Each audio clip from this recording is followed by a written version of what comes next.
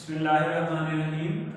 Welcome to the Lahore Garrison Junior and Upper School and welcome to 9th biology class. उम्मीद करता हूँ कि बेटा आप सब खैरियत से होंगे और अपनी हेल्थ, अपनी स्टडीज और अपनी जो बाकी हेल्थी एक्टिविटीज़ हैं उन पे फोकस्ड होंगे। 9th बायोलॉजी बेटा चैप्टर नंबर है 8 हमारे पास न्यूट्रिशन का चैप्टर है जिसका ये आज हमारा ऑनलाइन चौथा लेक्चर है। इसमें जो है ना आज हम एक और इम्पोर्टेंट टॉपिक बच्चों डिस्कस करने जा रहे हैं जो कंपोनेंट्स ऑफ फूड से ही रिलेटेड है। ठीक है, हमने जो बेसिकली शुरू किया हुआ है चैप्टर उसमें जो मेन टॉपिक्स हमने स्टडी करने शुरू किए हैं वो हैं बच्चे कंपोनेंट्स ऑफ ह्यूमन फूड। ठीक है, तो चलें बेटा अपनी बुक सारे बच्चे ओपन कर लें। बुक से बेटा पेज नंबर है आपके लिए आज के टाइटल का या आज के टॉपिक का वो है पेज नंबर 150। ठीक है, चले पहले चैप्टर यहाँ पे बेटा 9th क्लास और सब्जेक्ट है आपका जी बायोलॉजी और चैप्टर नंबर है 8।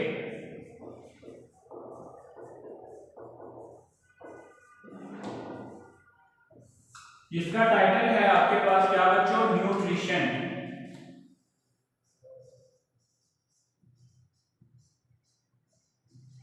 और इसमें से जो टॉपिक आज हमने डिस्कस करना है वो है effect of water and dietary fibre. जो मेन टॉपिक है वो है आपका effect of water and dietary fibre. बच्चों अभी तक जो है हमने जो बेसिक कंपोनेंट्स थे फूड के उनमें से स्पेसिफिकली बेटा carbohydrates, proteins, fats, lipids, vitamins, minerals, ये सारी चीजें बेटा हमने क्या की हैं, डिस्कस की हैं। लेकिन आज बेटा ये जो हमारी फूड का एक इंपॉर्टेंट पार्ट है वाटर और डाइटरी फाइबर, आज बच्चों इसके बारे में जो है ना हम थोड़ा सा ब्रीफली देखते हैं कि वाटर का क्या रोल है आपकी बॉडी में और इसी तरह से जो डाइटरी फाइबर्स हैं उनका क्या रोल है। ठीक है, चलें पहले बेटा डिस्कस करते हैं ये वाटर व्हाट इज इंपॉर्टेंट। ये बेटा पेपर के पॉइंट ऑफ व्यू से 2-3 बार लॉन्ग क्वेश्चन आ चुके हैं तो आपने इसे अच्छे से प्रिपेयर करना है। कोई समझने समझाने वाली बात नहीं है, इसमें सीधा सीधा सा टॉपिक है। ठीक है, उसको आपने याद करना है। चलें वाटर बेटा आपके पास जो है वाटर की इंपॉर्टेंस का अंदाजा इस बात से लगाया जा सकता है कि आपकी बॉडी का ऑलमोस्ट 70% है वो सिर्फ और सिर्फ वाटर पे मुश्तमिल है। ठीक है, मतलब कि अगर आपकी बॉडी में तकरीबन 100 ग्राम वेट है फॉर एग्जांपल तो उसमें से बेटा जो 70 ग्राम है वो किसका है, वाटर का है। तो इतना इंपॉर्टेंट है कि आपकी बॉडी का 70% बना रहा है। अब बच्चों इंपॉर्टेंट क्यों है, आपकी लाइफ की जितनी भी एक्टिविटीज हैं, जितने भी मोस्टली केमिकल रिएक्शंस हैं, फूड की ब्रेकडाउन होनी है, एनर्जी प्रोडक्शन होनी है, ठीक है, या आपकी बॉडी में डिफरेंट केमिकल रिएक्शन होने हैं, उन सब के लिए बेटा वाटर जरूरी है। क्यों? क्योंकि ये जो वाटर है आपके पास इसकी प्रेजेंस में ही जितने भी केमिकल रिएक्शंस हैं वो मोस्टली अच्छे से होते हैं। ठीक है, चलें approximately 60-70% of adult human body is composed of water। ठीक है, इंपॉर्टेंस के पॉइंट्स बेटा वन बाय वन देखते हैं कि हमारे पास ऑलमोस्ट 60% जो है of human body 60% of human body is water. ठीक है, और जो दूसरा पॉइंट बेटा यहाँ पे हम डिस्कस करेंगे वो ये है कि जितनी भी एक्टिविटीज हैं या लाइफ के जितने भी केमिकल रिएक्शंस हैं रिक्वायर एन एक्वस एनवायरनमेंट। ठीक है, all chemical reactions of life require what, require aqueous environment. Aqueous कहते हैं बेटा वाटरी, एक्वस एनवायरनमेंट। अब मोस्टली हमारी बॉडी में बच्चों जितने भी केमिकल रिएक्शंस होते हैं उनके केमिकल रिएक्शन के लिए क्या जरूरी है बेटा, वाटर। ठीक है, वो वाटर की प्रेजेंस में उनमें क्या होता है, केमिकल रिएक्शन। चलिए क्लियर हो गया। अब बच्चों आगे देखते हैं हमारे पास कि जो थर्ड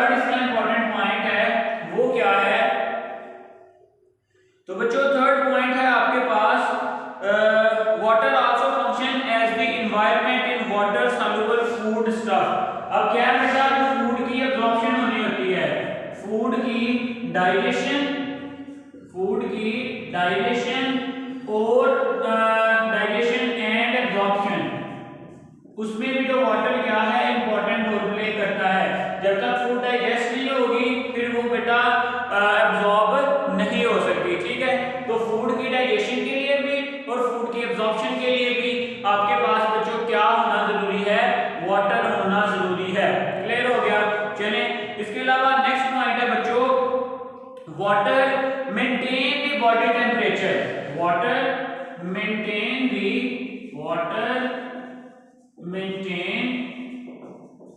बॉडी टेम्परेचर।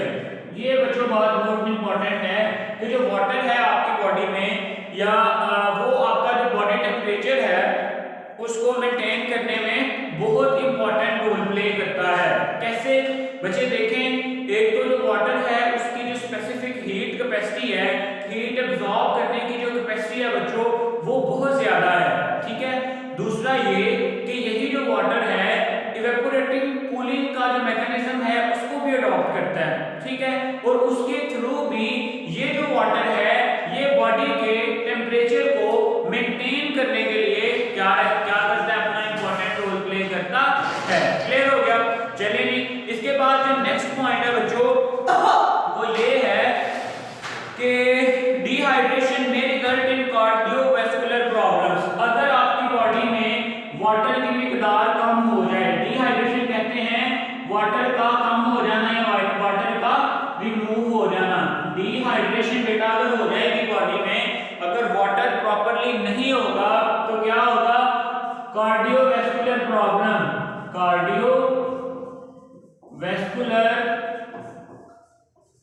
प्रॉब्लम्स। अब ये कौन सी प्रॉब्लम है बच्चों, दिल की जितनी भी बीमारियां हैं उनको कलेक्टिवली हम कहते हैं कार्डियोवैस्कुलर डिसऑर्डर्स। क्या कहते हैं, कार्डियोवैस्कुलर डिसऑर्डर्स, ठीक है। तो बच्चों ये जो आपके पास अगर वाटर की शॉर्टेज हो जाएगी बॉडी में, केमिकल रिएक्शंस प्रॉपर्ली नहीं हो पाएंगे तो अल्टीमेटली आपको बेटा जो हार्ट डिजीजेज हैं, जो कार्डियोवैस्कुलर डिजीजेज हैं उनका सामना करना पड़ सकता है, ठीक है। तो इसलिए अपनी बॉडी को अच्छे से हाइड्रेटेड रखें।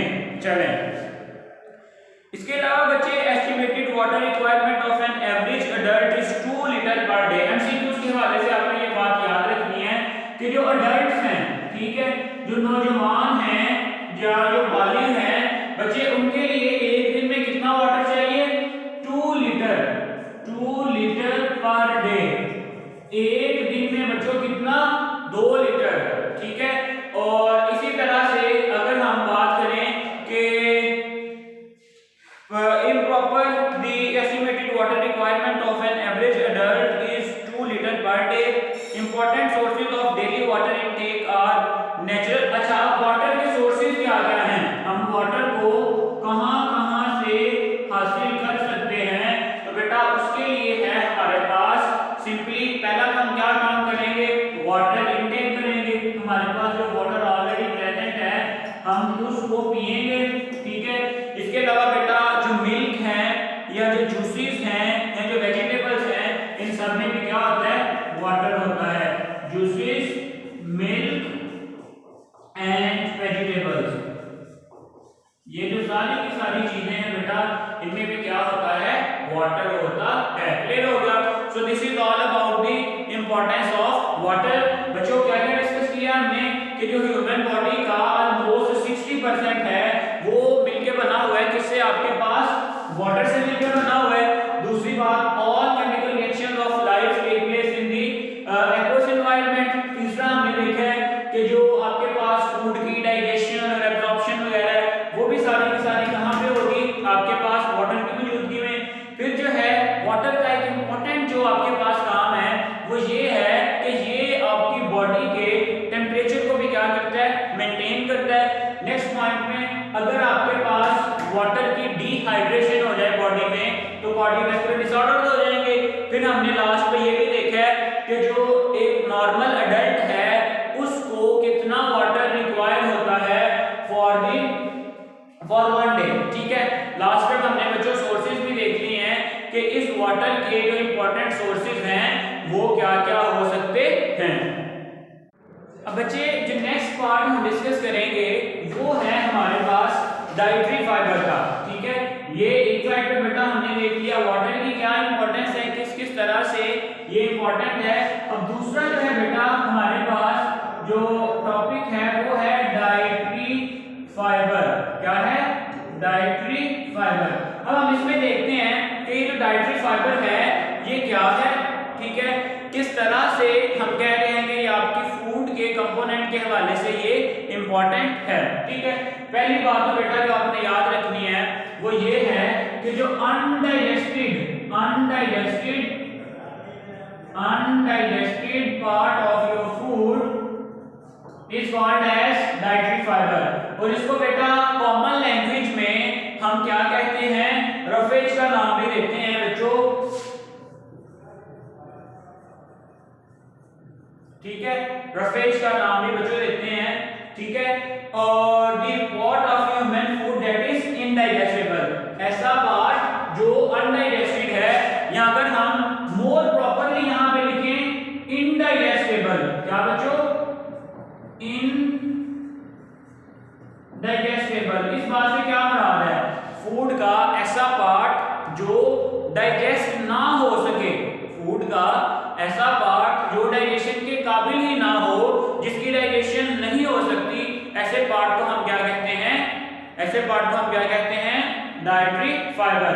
और कॉमनली इसके लिए वर्ड यूज होता है क्या? रफेज। क्या यूज होता है? रफेज। चलें आगे देखते हैं बच्चों। आगे क्या है? It is found only in plant food and it move undigested through the stomach and small intestine. कहां पर प्रेजेंट होता है? It is only found in plant food. कहां पे बच्चों? प्लांट फूड में प्रेजेंट होता है और undigestedly move from stomach to small intestine and then from small intestine to large intestine। Clear हो गया? क्यों? क्योंकि बेटा ये बात आपके ये जो पार्ट है ये अनडाइजेस्टेड है, इसमें डाइजेशन इसकी होनी नहीं है, तो क्या होगा? अनडाइजेस्टेडली ही ये पार्ट आप जब खाएंगे, फूड खाएंगे, तो वो आपके पूरे डाइजेस्टिव ट्रैक्ट से अनडाइजेस्टेडली, आपको पता है कि पहले फूड आपकी ओरल कैविटी, एसोफेगस, फिर स्टमक से स्मॉल इंटेस्टाइन से लार्ज इंटेस्टाइन, और फिर बॉडी से बाहर क्या कर दी जाती है? एक्सक्रीट आउट कर दी जाती है। ठीक है, तो क्या होता है? ये अनडाइजेस्टेड पार्ट है, स्टमक से भी अनडाइजेस्टेडली गुजरेगा, स्मॉल इंटेस्टाइन से भी अनडाइजेस्टेडली गुजरेगा, और लार्ज इंटेस्टाइन से होता हुआ आपकी बॉडी से बाहर क्या कर दिया जाएगा? एक्सपेल्ड आउट करवा दिया जाएगा। ठीक है, अब हम ये क्यों पढ़ रहे हैं, इंपॉर्टेंट क्यों है बच्चे? ये जो आपके पास है ना डाइटरी फाइबर, इसका जो आपकी डाइजेस्टिव ट्रैक्ट की हेल्थ है ना, उसके बारे में बहुत इंपॉर्टेंट रोल है। ठीक है, अब बच्चों बिफोर डिस्कसिंग दैट रोल हम क्या करते हैं, पहले हम इसकी जो दो टाइप्स है ना उनको डिस्कस करते हैं। एक है आपके पास इनसॉल्युबल डाइटरी फाइबर और दूसरा है सॉल्युबल डाइटरी फाइबर। पेपर में शॉर्ट क्वेश्चन आ सकता है आपके पास कि differentiate between insoluble dietary fibre and soluble dietary fibre. ठीक है, तो कॉमन सेंस है बच्चों कि ये जो इनसॉल्युबल डाइटरी फाइबर है ये वाटर में डिसॉल्व नहीं होगा, do not dissolve in water. ठीक है, और दूसरी तरफ अगर हम सॉल्युबल की बात करें तो वो क्या रहेगा? Dissolve in water, dissolve in water.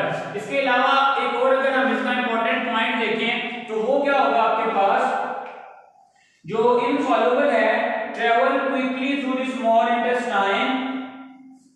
ठीक है, और जो आपके पास सॉल्युबल है वो passes slowly through the alimentary canal. अब देखिए बच्चे, जो चीज इनसॉल्युबल है वो डायरेक्टली क्या कर जाएगी? मूव कर जाएगी क्विकली। ठीक है, मूव क्विकली। जो इनसॉल्युबल डाइटरी फाइबर है वो क्या करता है? क्विकली थ्रू एलिमेंट्री केनाल, ठीक है। अब क्योंकि जो सॉल्युबल डाइटरी फाइबर है वो डिसॉल्व हो जाता है तो उसे क्या लगेगा, टाइम लगेगा, तो it passes down slowly through the alimentary canal, passes down slowly through alimentary canal, ठीक हो गया। ये इसके क्या आ गए डिफरेंस के हवाले से आपके पास इसके जो दो इंपॉर्टेंट पॉइंट्स हैं बच्चों वो आ गए, ठीक है। अब इनके सोर्सेज क्या क्या हैं, ये जो है आपके पास इनसॉल्युबल वो होता है जी wheat bran cereals and skin of many fruits and vegetables, ठीक है। आपकी बुक में बेटा पेज नंबर 150 पे ये मेंशन किया गया है कि क्या क्या है इसके जो है आपके पास सोर्सेज, और व्हीट ब्रेन सीरियल्स इनसॉल्युबल की हम बात कर रहे हैं। इनसॉल्युबल में आते हैं आपके पास व्हीट ब्रेन सीरियल्स, और इसके अलावा skin of many fruits and vegetables.